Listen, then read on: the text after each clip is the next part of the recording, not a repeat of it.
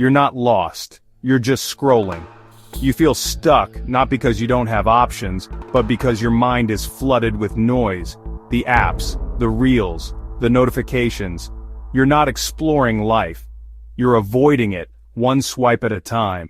And the scary part? You don't even realize it anymore, because distraction has become your default. Let's get one thing straight. Most people who say, "I'm lost," aren't actually confused. They're disconnected. Disconnected from what they want, who they are, and where they're going. Why? Because it's easier to stay distracted than it is to sit in silence and face yourself. Every time you feel uncertainty creeping in, what do? You grab your phone, you scroll, you search for something, but you don't even know what. You're not curious. You're running from discomfort. They told you social media was harmless. They told you it's just entertainment. But here's the truth. Scrolling is psychological warfare. Not against your body, against your attention, your identity, your ambition. The algorithm doesn't want you to win. It wants you to stay, longer, weaker, hooked. It rewards short-term satisfaction at the cost of long-term meaning. Every time you scroll for comfort, you reinforce avoidance. You teach your brain, we don't face problems, we swipe past them. You ever notice that heavy feeling after spending an hour scrolling through your feed? You thought it would relax you, but instead, you feel drained, guilty, more behind than ever. Why? Because your brain is overstimulated but underfulfilled, because deep down, you could have used that hour to actually move, to read, to think, to build, but you didn't. And now, the shame sets in. The brain knows when you've betrayed your potential. It always knows. You don't scroll because you're lazy.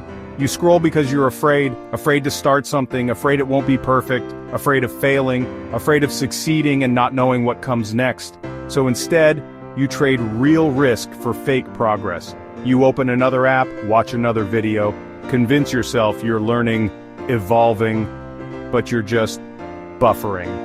There's no growth in consumption alone. You grow by choosing discomfort, by moving through the fear, not around it. Focus isn't a gift, it's a skill. And like any skill, it fades if you don't train it. When was the last time you sat for 20 minutes and did one thing? No tabs, no music, no phone, just you and the work. Probably can't even remember, because you've been feeding your mind like it's a slot machine. Pull, swipe, swipe. But here's the good news. Focus can come back. Clarity can return. But only if you're willing to do what feels boring at first. Sit, breathe, think, create. Here's the paradox. We crave a meaningful life, but we avoid anything uncomfortable. We want confidence, without risking embarrassment. We want progress, without pain. But real progress comes through friction, not constant stimulation. It's in saying, no, I won't check that message right now. No, I don't need to know what happened online today. No, I'm not going to numb this feeling. I'm going to sit with it.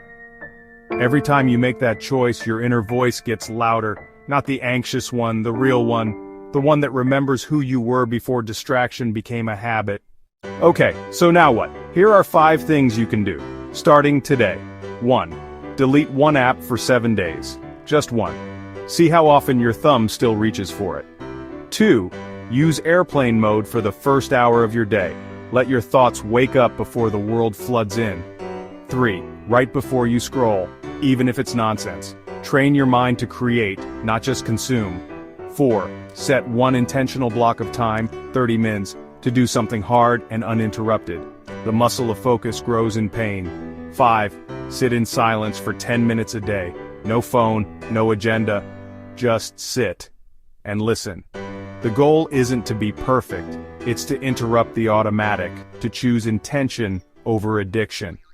You were never lost, you were just numbed, you were just hijacked, your focus was stolen, not lost, your direction was buried, not erased, and every day that you choose to scroll blindly, you delay the version of you that's trying to emerge. The one who builds, the one who leads, the one who lives fully, not just digitally. So here's your moment. Close the tab, open your mind, reclaim your attention, because the life you want won't come through your screen.